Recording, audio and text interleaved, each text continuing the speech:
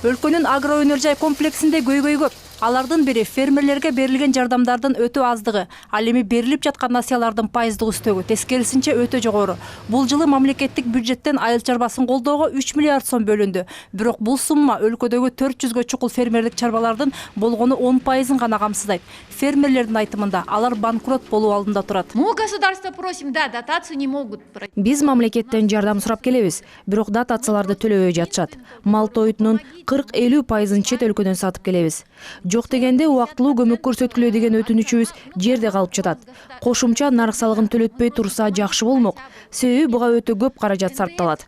Кыргызстанда өндүрүлгөн азык-түлүктөрдүн 70% гана өлкө ичинде сатылат. Жашылча жемиштер менен Евразия экономикалык биримдигинин аймагына кирген өлкөлөрдү да камсыз кылууга кудурети жетет.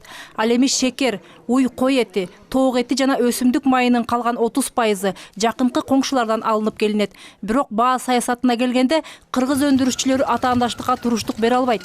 Жергиликтүү ишкерлер кант өндүргөнү менен калкка Белоруссиядан келген кумшекерди сатып алуу пайдалуураак. Ал биздин кумшекерге караганда арзан жана сапаттуу. Было у нас 4 сахарных завода. Фермер өзүнө пайда алып келе турган жашылча жемишти өстүрөт. Бизде 4 кант заводу бар эле. Алардын бирөөсү гана иштейт. Мурда кант чийки затын иштетип чыгара турган болсок, азыр аны сатып алууга каражат жок. Заводдордо акча тартыш. Бирок адистердин пикиринде бул убактылуу кыйынчылыктар. Биздин өлкөдө агрокомплексти өнүктүрүү үчүн бардык шарттар бар дешет адистер. Я думаю, что продукция наша прорвется. Биздин азык-түлүктөр чет мамлекеттерде да сатыла баштайт. Себеби атаандаштыкка туруштук бере алат. Россия, Казакстан, Белоруссияга караганда биздин өндүрүштөн чыгарылган товарлар арзан. Себеби электр энергиясы арзан, жумушчу күчү арзан. Ошондой эле климаттык шарттар мыкты. Иш чаранын жүрүшүндө бардык катышуучулар бир пикирге келишти. Айыл чарба тармагы мамлекеттен колдоо болгондо гана өнүгөт. Бул тармак техникалардын жаңылануусуна, үрөндөрдүн толукталышына, сатуу рыногуна муктаж. Мындай шарттар өлкө Евразиялык экономикалык биримдикке киргенден бери түзүлөт деген үмүт бар. Себеби Россия эң ири сатып алуучулардын бири болуп калды.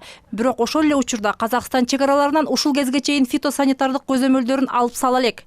Бул биздеги өндүрүшчүлөрдүн абалын оорлотууда. Мээрим Ташыбекова, Анастасия Соболева, Александр Симонов, НТС.